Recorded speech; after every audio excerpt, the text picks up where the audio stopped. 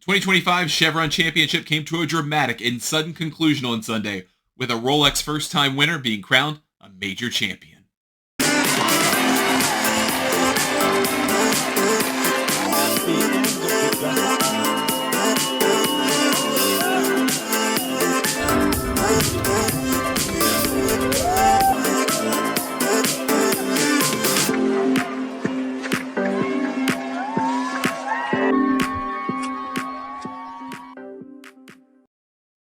Hi, I'm Ryan Ballengee of Golf Newsnet, and welcome to our highlight show, recapping the 2025 Chevron Championship. We'll have a full look back at the dramatic conclusion from the club at Carlton Woods in the Woodlands, Texas, with Mao Saigo earning her first win with a birdie on the first hole of a five-player, unprecedented, sudden death playoff. We'll hear from the new champion, we'll break it all down with LPGA host Hope Barnett, and we'll look forward to this week's debuting event on the LPGA schedule. But we begin on a windy Sunday in the Woodlands, where scoring proved difficult on the Jack Nicklaus design, as firm and fast greens made for a challenging final round.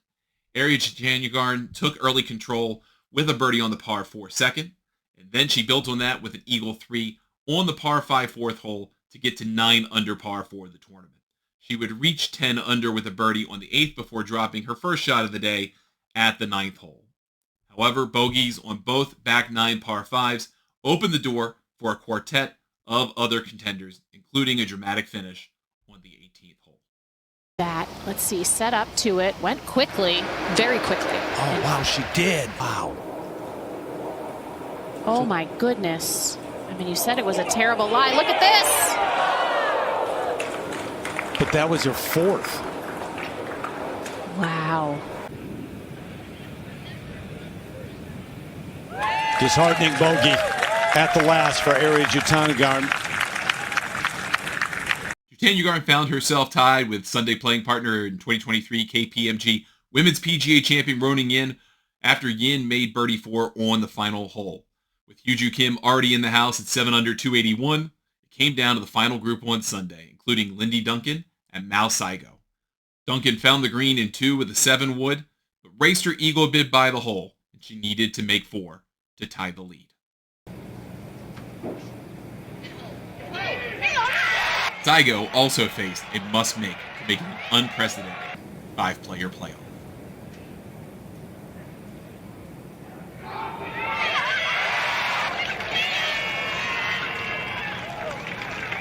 With Saigo and Duncan both making dramatic birdies, that sent us back to the 18th tee for a 5-player playoff that included Jutanugarn, Yin, and Kim.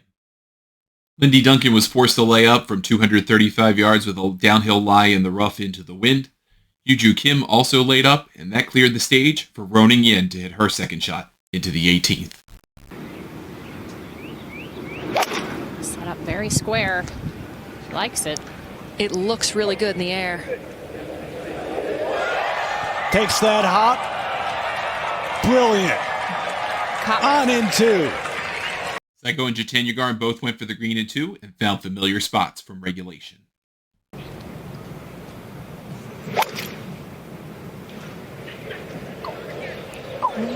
Drifting a little bit to the right. Carried the bunker. Maybe a very similar spot to where she was in regulation.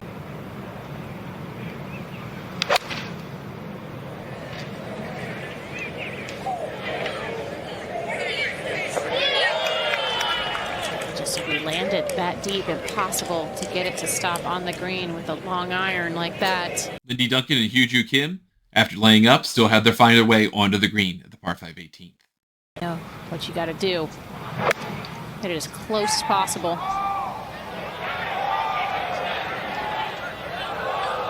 Not going to get the kick. Oh, that needs to stop. Hang on. Still down.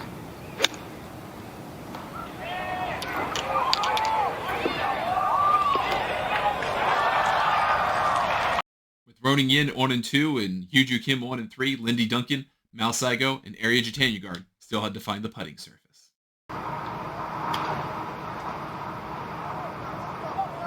That ridge. And those Ronnie going to get a good read there from that pitch as well.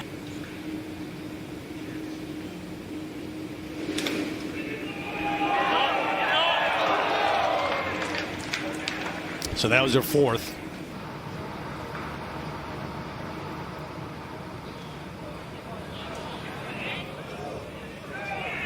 Eagle try settling in. All 5 players aboard the green. It was Ronan Yin to go first for Eagle and for the win. No. Good call, Paige. That keeps traveling too. Powered that through. Not.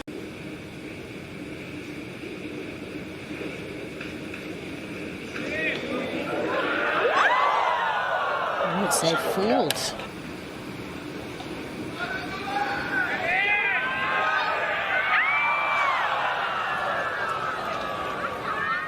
Just not borrowing enough.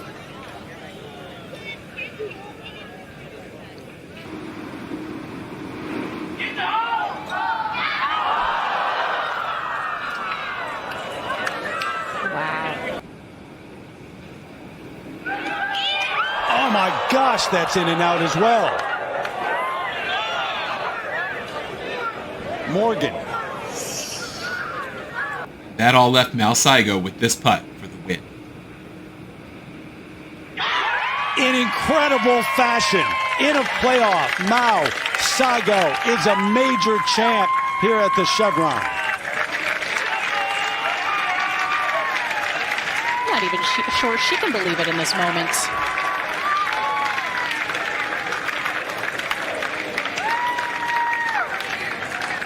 I don't think anybody watching here at 18 can believe what they've watched and witnessed this afternoon.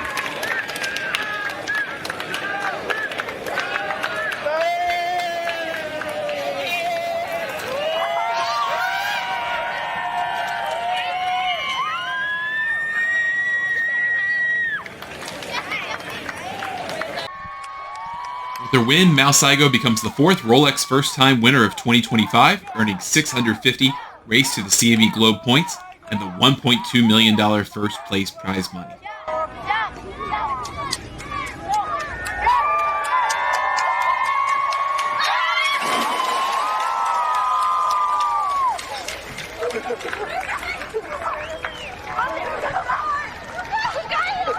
Mao Saigo may have been the winner of the Chevron Championship on Sunday in dramatic fashion, but so too were communities in the Woodlands and the Houston area thanks to the Chevron Challenge. Once again this year, Chevron stepped up and offered a $10,000 donation to a variety of social investment pool partners for every birdie that was made on the par 3 17th at the club at Carlton Woods. Through the first 3 rounds, 43 birdies had been made, so a donation of $430,000 had been secured. For the final round, Chevron upped the ante to $100,000 per birdie with all the pressure on of Major Championship Sunday. 4 birdies were made on the 9th-ranked hole on the course for the week, leading to another $400,000 in donations. In total, $830,000 will be donated to these great partners through the Chevron Challenge.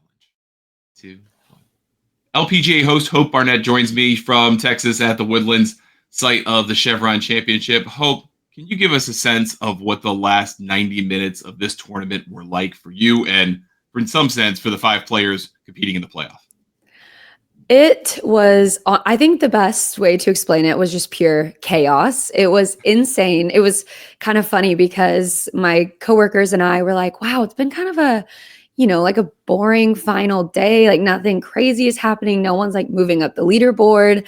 And we definitely ate our words on that because, yeah, like you said, the last 90 minutes were insane to enter into a 5-person playoff, the biggest playoff in LPGA major history. I mean, it doesn't get much crazier than that. So yeah, it was insane, but also I think it made, the whole storyline just so exciting. And for everyone watching, I was like, you know what? I'm actually okay with the playoff right now. Usually I'm like, I don't want to play off, but that like yesterday I was like, you know what? I don't mind actually. I don't mind one bit. And it worked out great to have the par 5 18th be the playoff hole, dramatic hole. Ronan Yin hits her second shot in. She's the only one that holds the green. She lands just short, winds up 15 feet away. You're thinking eagle is in play to either win outright or at least a birdie to extend. And it winds up that Mao Saigo is the only person that makes 4 or better on the card, and she winds up winning this whole thing. Can Can you kind of put into perspective what that felt like watching all of that unfold? Yeah, I mean, when you think about Ronnie Yin, she's been there before, and a few players in there have been there as well, but her most recently. So when she hit that shot, the tee was moved up on 18. When she hit that shot into the 18th green, I was like, oh, it's game over. Like it's Ronnie, it's going to be Ronnie, and not that the other players didn't have a chance, but when you see her hold the green, like you said, I was like, yeah, she's probably going to make this for eagle, honestly, and like win it, like no questions asked. But I was right there. I was on the green because I was like, I just got to watch this unfold. Like, I need to see what's going on.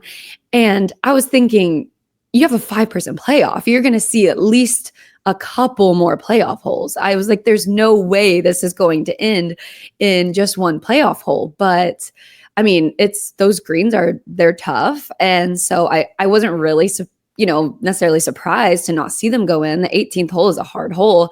Like you said, it's dramatic. It's a dramatic way to finish. So when they were all missing their putts for birdie, I was like, oh my God, who is about to win? Are we going to go into another playoff hole with 5 players? So yeah, it was wild. All of the fans were like gasping. It was crazy. I was gasping. I was like, I've never seen anything like this in my 5 years at the LPGA Tour. Yeah, for Ronnie to run it by 6 feet or so, and then Area to lip out, Ronnie to lip out, and then all of a sudden, by process of elimination, Mao sitting there with a 3.5 footer to win for the first time on the LPGA, win her first major championship. She had to have felt a sense of shock that just kind of fell into her lap like that. Totally. She said she was just trying to like stay focused, think about what's going on in that moment, not think about the fact that she was in a 5-way playoff. I mean, she was a rookie last year. She was, the rookie of the year, the Louise Suggs rookie of the year. And so to win the first major of the 2025 season and going up against names like Hyoju, like Ronnie, like Area, I was like, I can't even imagine the nerves that she was feeling. But honestly, she looked so calm, cool, and collected, watching her make that putt. I was like, yeah, she's a major champion. She definitely gives off those vibes. It wasn't if she's going to win a major, it's when she was going to win a major. So I was super happy for her, and to see her get really emotional and jump into the pond. I mean, it was crazy. She's the 8th Chevron winner to make that win her first LPGA title, which is huge, but that's not an out of nowhere win. She had 7 top 10 finishes last year. She's an extremely consistent player. Can you give people a sense of Mao's game for people who may be just finding out about her after winning the Chevron? Yeah, I think she's just one of those players that is just so consistent. She's a great putter, and you actually see a lot of players come over from the JLPGA, and she was a superstar over there. So you kind of have a sense of when a player is getting to the LPGA Tour from the JLPGA. It's so competitive over there that you're like, oh, they're definitely going to contend. Like they're definitely going to be, a problem for other players out here. But yeah, she is a great putter, just a very, very consistent player. Like you said, she's already had several top 10s out on the LPGA Tour. She had 2 runner-up finishes last year. So it is no surprise that that she did it this week, honestly. Like I can't say I had her name like picked out in my head going into the week, but when you look back on it, it's like, oh yeah, that makes sense. And what's kind of crazy is that I didn't think that a player missing a lot of fairways, which she missed a decent amount this week, was going to win. I thought it was going to be like, it's a ball striker's course, but her putting is what really, I think, kind of helped her out, and her chipping as well. She just kept getting lucky on during the final round. Yeah, the cool kind of dead-handed flop she tried in the playoff that kind of trundled down to that birdie putt that wound up being the winner was a really cool shot. She's got a great short game. And she's got a group of players around her from Japan that are just moving to the LPGA Tour. Ryo Takeda's already a 2-time winner. Exactly. Yuya Yamashita had an incredible year in the majors last year, is a great player as well. There's that up-and-coming crop. But also, she's now the 3rd player in the last 5 majors from Japan to win a major championship between Yuka Sasso and Yaka Furue. So Japan is really representing here on the LPGA. Yes.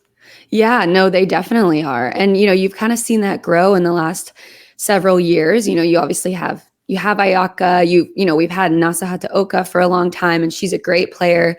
So it's that's one of the best things about the LPGA, in my opinion, is just how international it is. We were looking at that five-way playoff. There was an American, a Korean, a player from Thailand, a player from Japan, and it's just insane. So Japan is definitely representing, and these women, they are superstars over in Japan. When they go and play in Japan, it's like they're getting stopped on the street. Like, they are some of the biggest names. It's just as big as like baseball is over there. Baseball is huge over there. So it's really cool to see that demographic growing on the LPGA. And I don't think we can expect to see it stop anytime soon. We haven't had a repeat winner so far this year in the LPGA. We've had 4 first-time winners, including in back-to-back events with Ingrid Lindblad and now Mao Saigo. Now we move to a new event in Utah, in Ivins, Utah, Black Desert Resort, Black Desert Championship, $3 million event. 60% of the top 50 is going to be there competing the week after a major. What are you looking forward to in Utah, and what do you expect to see from the LPGA players taking on an event that hosted the PGA Tour in the fall? And with the LPGA players' accuracy off the tee, it's just going to be a little bit of a different feel to it.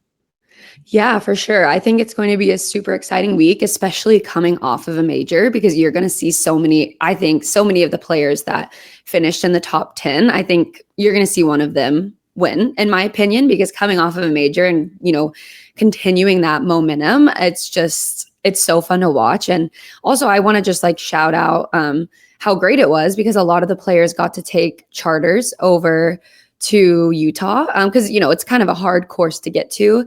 So that was really cool. A lot of these big buses were leaving the course yesterday, taking all these players to charter flights. So yeah, I think it's going to be exciting. I love when we get a new event out on the LPGA Tour. It doesn't happen all the time, but this year we have Utah and we have Mexico. So it's absolutely beautiful in Utah. I actually wanted to go. I didn't end up getting to go. So I'm sad to not be there in person, but I am super excited to watch it and cover it and everything. But I honestly would be surprised if we get another first time winner, or like I said, someone who maybe finished in the top 10 this last week. Well, we'll see what happens next, and then we spin forward, and we got 4 more majors to go this season. Very, very exciting start to the year on the LPGA. Hope, thanks for spending some time with us after a really long week. We really appreciate it. Of course. Thank you so much for having me. And yeah, I guess we'll see what happens the rest of the year with these majors. You never know out here on the LPGA. That'll do it for us on this recap of the 2025 Chevron Championship. Hope you enjoyed watching the event, as well as our look back on Mao Saigo's win at the club at Carlton Woods. The next event on the LPGA Tour schedule is next week, with the debuting Black Desert Championship from Black Desert Resort in Ivins, Utah. 33 of the world top 50 are set to compete in this debuting event, playing for a $3 million purse. It'll be the LPGA Tour's first visit into the state of Utah in some 60 years, and a 5-year commitment has been secured to play the event at Black Desert Resort. For Hope Barnett, everyone at the LPGA, I'm Ryan Ballengee with Golf News Net. Thank you so much for watching, and congrats again to Mao Saigo on winning the Chevron Championship.